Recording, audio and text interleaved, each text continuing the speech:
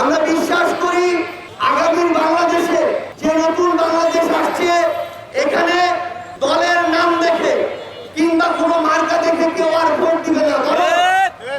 কোন লোকটা কেমন, কে কেমন কাজ করছে, তার কথার সাথে কাজের মিল কেমন, এই জিনিসগুলো দেখে আগামীর বাংলাদেশে মানুষ বিভিন্ন মার্কা এবং দলে ভোট দিবে।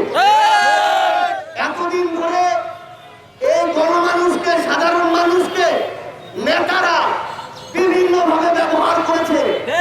তারা খালি ভোটের আগের দিন ভোট চাইতে চায় আর হাতে কিছু টাকা ধরা দেয়, আর ভোটটা শেষ হওয়ার পরে তারপরে একটা পিয়ন পদ, একটা বিজেপি কার্ড, একটা বয়স্ক ভাতা কার্ড, যে কাজে তার কাছে যান না কেন, কাজ হওয়ার আগে তারা টাকার জন্য হাত পেতে বসে থাকে। এই নতুন বাংলাদেশে এগুলো আর হতে দেওয়া যাবে না।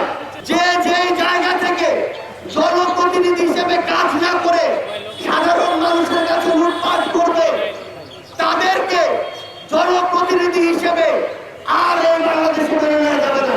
এতদিন ধরে বাংলাদেশে যে বিভিন্ন সিস্টেমগুলো দেখেছি, বিভিন্ন অন্যায়, অত্যাচার, জুলুম, মিথ্যা মামলা, হয়রানি, চাঁদাবাজি, সিন্ডিকেট, এগুলো দেখেছি।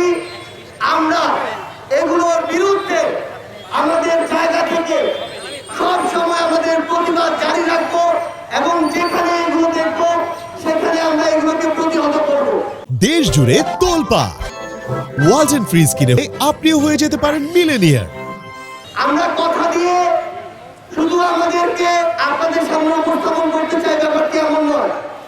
আমরা কাজ করে দেখাতে চাই এবং সেই কাজের সুযোগটি আপনাদের কাছে চাই। আমরা খুব শীঘ্রই আপনাদের দ্বারে দ্বারে আমাদের দল জাতীয় নাগরিক পার্টির পক্ষ থেকে পৌঁছে যাব।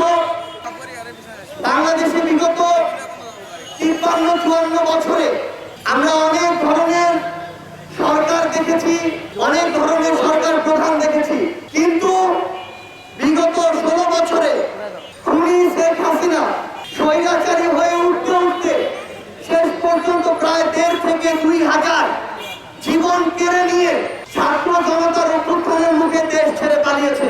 একটা জিনিস মনে রাখবেন, 5 বছরে একদিন যদি আপনি তার কাছে কিছু নেন, বাকি 5 বছর সে আপনার রক্ত চুষে খাবে। এই সুযোগ কোন মেম্বার, চেয়ারম্যান, মেয়র